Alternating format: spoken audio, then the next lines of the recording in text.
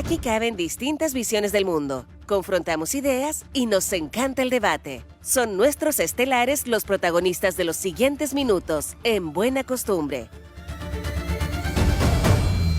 Bueno, y hoy día tendremos las visiones seguramente contrapuestas de Eduardo Pacheco, periodista, militante de Convergencia Social, el partido del presidente. ¿Cómo está, Eduardo? Muy buenos días. Hola Álvaro, María José, muy buenos días. Buenos días también ahí a Pancho, que lo veo en imagen. Sí. Muy buenos días, Francisco. Ahí está muy bien, aquí estamos. Te decía que ahí está la otra visión, la contrapuesta del militante de la UDI, ingeniero comercial, famoso conductor del podcast Código Chile, Francisco Ivieta. Muy buenos días, don Francisco. Está muteado. No se escucha. ¿Cómo están ustedes? Hola Eduardo, tanto tiempo. ¿Cómo estás, María José? Álvaro. Muy buenos días a ambos. Nosotros estamos aquí sorprendidos. Sí, sorprendidos. Bueno, tenemos un sondeo de opinión que no causó mucha opinión porque las noticias están mucho más contundentes. Sí. Claro, un cambio en la agenda por esta resolución exenta del gobierno que reemplaza el término de primera dama por Irina Karamanos. Ha desatado fuertes críticas. Ya la oposición ha señalado que van a recurrir a Contraloría para aclarar esta situación y además las funciones de la Dirección Sociocultural de la Presidencia también fueron modificadas en este documento, en esta resolución. También se critica a los asesores de este gabinete llamado Irina Karamanos. Que así se llama ahora. Así se llama, claro. Sí, después de la resolución Irina Karamanos. Ella en campaña presidencial señaló que quería despersonalizar el cargo, entre otras críticas, ¿verdad? Que este cargo de primera dama tenía un trasfondo patriarcal, que había que reformularlo, lo que a muchos nos causó mucha esperanza, simpatía también, porque este cargo se podría acabar, pero finalmente ya sabemos lo que tenemos, ¿verdad? Un gabinete llamado Irina Karamanos. De hecho, en la página del gobierno.cl, cuando uno busca la institucionalidad, al ladito de la presidencia de la República, aparece ahí, entre comillas, su nombre, que es muy bonito por lo demás. A mí me gusta su nombre. ¿Te gusta el nombre? Sí, Irina? Irina. Oye, a todo esto, nosotros, María José en realidad buscó en la página del gobierno para comprobar que esto no era una fake news. Y efectivamente aparece como la segunda institución, el gabinete Irina Karamanos. Eduardo Pacheco, como militante de un partido de gobierno, empecemos contigo. Bueno, primero lo primero y súper relevante va a ser qué es lo que pase en las próximas horas, que el gobierno pueda entregar también una declaración en torno a los aspectos jurídicos que dieron paso a esta denominación de una declaración y resolución que es del 30 de marzo, en pleno proceso de instalación del gobierno. Esto llevaba menos de 15 días el gobierno, y se emite esta resolución que recién se conoció en la jornada de ayer. Eso como un primer antecedente. Un segundo antecedente, yo creo que es relevante lo que plantea María José, que aquí hay un compromiso del gobierno desde el inicio, y también de Irina Karamanos, de que su llegada al gobierno es fundamentalmente para terminar con este cargo de primera dama, un cargo que la verdad es que tiene una tradición bastante monárquica, de tradición norteamericana, emulando un poco lo que pasaba en el Reino Unido. Lo que pasa es que ahora volvimos a la monarquía absoluta del Rey Sol. Se personaliza todo. Se toma dentro del gobierno Pedro Aguirre Cerda en nuestro país. Yo creo que lo que hay aquí es un proceso donde Irina Karamanos va a iniciar un proceso de transición para el término de este cargo de primera dama, que es parte de los compromisos del gobierno. Yo creo que eso es lo relevante que debe darse hoy día. Se establecen también en esa resolución, yo veía las características que va a tener el trabajo que va a desarrollar ese equipo junto a Irina Karamanos ad honorem, sin recibir remuneración. Ahora, esto es lo mismo, es muy similar a algo que sucedía durante el gobierno anterior, donde también Cecilia Morel no recibía remuneración. Y tenía un equipo de asesores y un gabinete disponible para ese trabajo. Yo creo que lo relevante aquí es primero que se pueda dar una explicación en términos jurídicos del concepto y el término que se utilizó en esa resolución, insisto, en pleno proceso de instalación del gobierno los primeros 15 días, y lo segundo, reafirmar el compromiso que efectivamente terminado este gobierno no exista esta denominación de cargo de primera dama, que no tiene ninguna relación con la realidad que vive no solo el país, sino que el mundo, y que efectivamente se pueda avanzar en este proceso con la adaptación de estas distintas fundaciones que tiene este espacio, donde en algún momento se le denominó también división sociocultural de la moneda, y que efectivamente las personas que lleguen a cargo también de esas fundaciones sean con procesos de alta dirección, y que se profesionalice también ese mismo espacio y no sea solamente un espacio ligado a este cargo que yo insisto, tiene que desaparecer. Se está en ese proceso y yo me quedo con eso, con el fondo de que se debe avanzar en la desaparición del cargo de primera dama, y hoy día se debe dar también detalles de la utilización jurídica de esa resolución a propósito de darle esta denominación.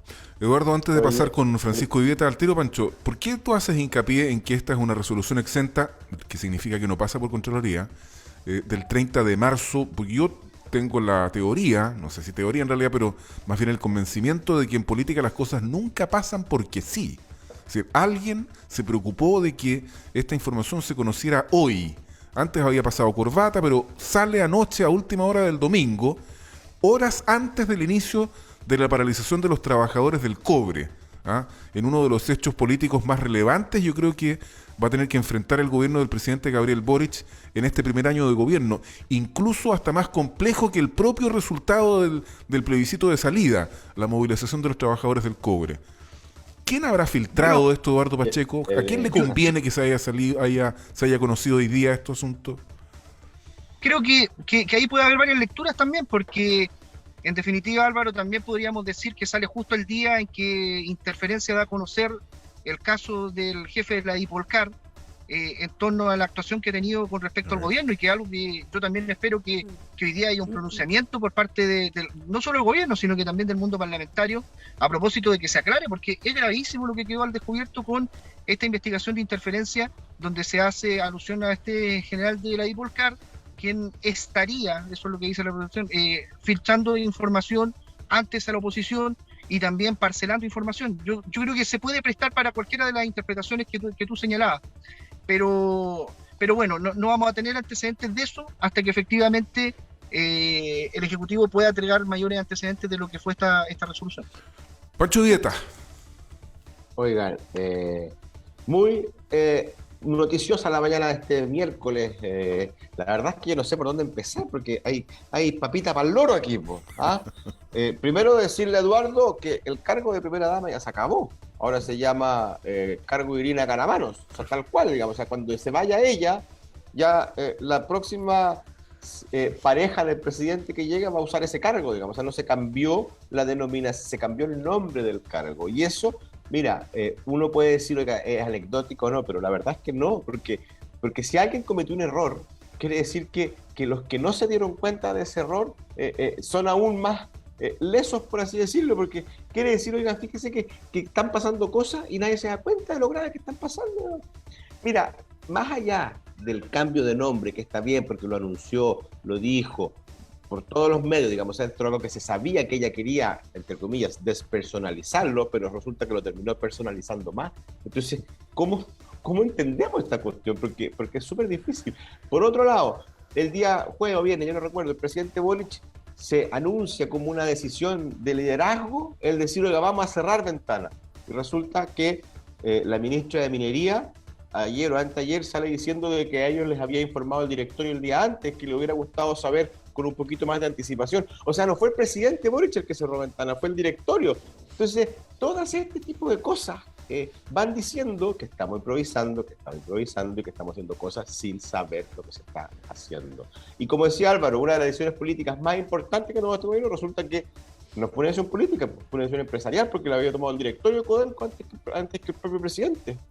Entonces, ¿qué estamos viendo? Criticábamos a Piñera porque no gobernaba los últimos meses de su gobierno. Y hoy día resulta que vemos que todas las autoridades que han sido nombradas, voy a ser justo, muchas de las autoridades que han sido nombradas por el presidente Boric, parece que le están pasando cuentas por el pasado, porque resulta que cometen una cantidad de errores no forzados que debilitan al presidente, y así se está viendo por lo más en las encuestas. Claro, una decisión del directorio de Codelco finalmente y que fue imposible. A ver, esta decisión, y asimismo la ministra dijo, lo señaló en la prensa, esta decisión fue inesperada y por eso el diálogo no se pudo retomar, no se pudo iniciar con tanta anticipación para poder prever este tema, y también hay una confusión. Ahora Yo creo que la ministra de Minería tiene que irse, ¿eh? Ella no tiene piso. La ministra Hernando, me van a disculpar ¿cómo se llama? El radicalismo, pero ella tiene que irse. Ella dijo, además hay testigos, que ella le dijo a los sindicatos de Codelco que para resolver el problema de ventanas bastaban 50 y tantos millones de dólares. Y se lo dijo algunos días antes del anuncio presidencial por la decisión del directorio de Codelco. Entonces, con qué autoridad ella va a poder encabezar, porque así se lo dijo el presidente en la conferencia de prensa, le dijo, usted ministra va a tener la responsabilidad, o sea, perdona que te interrumpa, ¿sí? pero resulta que la ministra de Energía también le dijo aquí a los trabajadores subcontratados de ENAP de que esto se arreglaba con estos bonos que iban a entregar y con este acuerdo que resulta que después se desconoció y dejaron sin piso al Ceremi. Entonces, resulta de qué estamos hablando, es tónica del gobierno el hacer este tipo de cosas. Entonces, no es que yo como oposición hoy día quiera empezar a buscarle la quinta pata al gato, no, sino hay que buscarle nada. Si las cosas están ahí en la prensa, se lo dicen ellos mismos, en la cara, digamos. ¿Tú encuentras al gobierno, Eduardo Pacheco, o sea, cómo evalúas este sentimiento que yo estoy tratando de señalar de desprolijidad? Porque una ministra que afirma una cosa 48 horas antes, después tiene que hacerse cargo de afirmaciones que son completas, o sea, es exactamente lo contrario. Le dijeron, no, 50 millones no sirven, se cierra ventana. ¿Con qué piso queda? ¿Cómo la van a, digamos, considerar los trabajadores en esta negociación que además empieza de manera tan compleja porque paralizó Codelco? Y esto significa una pérdida que se cuantifica en 20 millones de dólares al día. Y ya la propia ministra Camila Vallejo ha dicho que sí, van a negociar con los trabajadores en paro. ¿Negociar qué? Mira, yo creo que lo primero que hay que dejarle claro a la ciudadanía, a los auditores que nos están acompañando hasta ahora de la mañana, es que aquí desde un principio se señaló, y yo creo que ahí el gobierno fue muy claro, que nadie iba a perder su puesto de trabajo, que iba a haber alternativa para todos los trabajadores de poder ser reintegrados en distintas áreas de la empresa de Codelco. Yo creo que aquí hay una decisión, hay un respeto también, y creo que es muy relevante a lo que es una institucionalidad, una empresa pública como es Codelco, quien ya venía analizando este proceso no solamente en los últimos 6 meses. Aquí este es un proceso que viene hace bastante tiempo, hace bastantes años, y hace más de 10 años que ya se sabía que la situación era crítica en torno a lo que estaba pasando con la fundición, y que no bastaba con los más de 50 millones de dólares que solamente lo que hacían era adecuarla al proceso de descontaminación, pero no dejarla en el estándar que terminara de una vez por todas con la situación gravísima y dramática que viven jóvenes, niños y adultos mayores de toda esa zona costera. Entonces, hoy día lo que se plantea también es desde un aspecto técnico. Yo creo que eso es súper relevante de colocarlo. Se pasaba de una planta de fundición que absorbía en sus emisiones de un 95% a pasar a un 99%, como tenemos casos de plantas, por ejemplo, en China. Se requería una inversión millonaria que prácticamente significaba construir una nueva fundición. Y yo creo que ese es el camino que ha tomado Codelco: construir una fundición en otro lugar y generar un proceso de cierre que no es un cierre de un día para otro, es iniciar un proceso de cierre dentro de la planta. Y yo creo que aquí lo más relevante del anuncio que se hizo ese mismo día fue la señal que entregó el gobierno, decía: los trabajadores no van a quedar sin trabajo. Yo creo que eso es importante colocarlo sobre la mesa. Y lo que ha dicho la ministra vocera Camila Vallejo es relevante porque ha sido la tónica del gobierno: conversar y dialogar con los trabajadores. Y yo creo que ese canal de comunicación no puede terminar y se debe seguir desarrollando durante esta semana en una movilización que esperamos que no continúe, porque lo que genera son problemas e impactos a la economía nacional, pero también yo creo que no le hace bien a los trabajadores estar en este proceso de movilización, aun cuando es válida su manifestación y su movilización. Siempre los trabajadores van a tener el espacio, porque ahí Yo creo que nosotros nunca tenemos que tener una doble lectura. Los trabajadores tienen derecho a movilizarse y el gobierno tiene todo el derecho a negociar y a conversar con ellos lo que tenga que desarrollarse durante las próximas horas. Así que yo confío en que va a haber una buena salida a este punto y poder efectivamente iniciar un proceso que es necesario, que es terminar con uno de los focos de contaminación más grandes que existen en Ventana. 62% del dióxido de azufre lo emite esta fundición de Codelco, y también aquí hay que ser súper fuerte. Hay empresas privadas que están ahí y que tienen que ser revisados sus procedimientos y protocolos, y efectivamente empresas que no cumplan tienen que generarse las restricciones que correspondan. Recordemos que otro punto importante, porque los trabajadores de Codelco han dicho, se cerró la planta y siguieron existiendo intoxicaciones.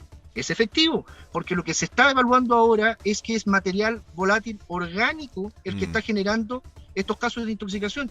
Y recordemos que ahí tenemos no solamente a Codelco como empresa estatal, también está ENAP, hay una termoeléctrica y también otras refinerías de petróleo. Entonces, yo creo que hay que abordar en su integridad esto. Creo que es un buen punto de inicio para iniciar este plan de cambio en términos de cuidado del medio ambiente por parte del gobierno, y terminar con las zonas de sacrificio que nosotros los vemos aquí cerquita. Los que vivimos cerquita de Coronel sabemos lo que significa tener una zona de sacrificio. Pancho, ¿tú ves alguna interconexión o correlación entre lo que señalaba Eduardo al comienzo, esto que publicó Interferencia, y la declaración también lapidaria del Partido Socialista, que denuncian que Lopresti habría dispuesto de un plan que consistiría en entregar informes de inteligencia policial parciales para perjudicar al gobierno de turno, entregando información también de las autoridades con antelación a autoridades del gobierno anterior. Grave. Cuando Eduardo lo mencionó, me metí recién al portal para verlo, porque no lo había visto. Llegué, tuve unos días de vacaciones, llegué anoche, por lo tanto no estaba tan a caballo de esos temas, pero la verdad es que hay que investigarlo, pues, por lo que hoy día hay una denuncia, y como toda denuncia puede tener matices, y la verdad es que si fuera cierto me parece grave, digamos, no es la función de la policía ni lo que esperamos los chilenos de ellos, digamos, pero hay que investigarlo. Lo que yo agradezco de Eduardo es que en su última declaración, en sus últimas palabras, siempre circunscribió el tema de Ventanas a lo técnico, digamos, a las emisiones, al directorio de Codelco, y efectivamente por sus palabras me imagino que deduce de que fue un error que el presidente haya hecho este anuncio, porque lo presidencializó, algo que era absolutamente técnico. Entonces finalmente hoy día lo que tiene la moneda es un escándalo, un problema muy grande, porque finalmente el presidente Bull se metió en la pata a los caballos, anunciando una decisión y haciendo la política cuando efectivamente era técnica, dependiente de un directorio corporativo, de una empresa estatal que tiene, por supuesto, participan algunos ministros ahí, pero que tiene un gobierno corporativo propio. Entonces, hoy día lo que hizo el presidente Boric fue llevar el problema de los mineros, perdón, del cobre a la moneda. Y eso efectivamente es un error comunicacional garrafal. Es que yo lo veo, Pancho, como yo lo veo como una muestra de liderazgo. Yo creo que esto era parte de lo que han sido las propuestas del gobierno de terminar con las zonas de sacrificio, y en ese sentido respaldar la acción del directorio de Codelco creo que fue la decisión correcta por parte del presidente, y incluso ir más allá, y la ministra Maysa Roja lo ha dicho, iniciar este plan que se venía trabajando por parte del gobierno. Es lo que se espera de este gobierno, si lo que se comprometió en campaña fue terminar con las zonas de sacrificio, y yo creo que hay una decisión política correcta, más allá de los temas comunicacional, más allá de los impactos que esto genera. Creo que hay una valentía en tomar posición en este caso, y creo también, Pancho, relevante, sí, que aquí también la institucionalidad, que no es una orden del presidente decir del día de aquí me levanto y día sabes que hoy día voy a cerrar ventanas. No, aquí hubo una decisión técnica, financiera, de un órgano del Estado que merece respeto y respaldo por parte de la autoridad, y fue lo que hizo el presidente. Yo creo que en ese sentido me parece correcta la decisión. Eduardo, tú sabes que los tiempos políticos y las señales políticas son más importantes, no tenemos que explicarnos entre nosotros eso, digamos. O sea, el presidente, una vez conocido los episodios de contaminación de las escuelas y de los niños, anuncia el cierre.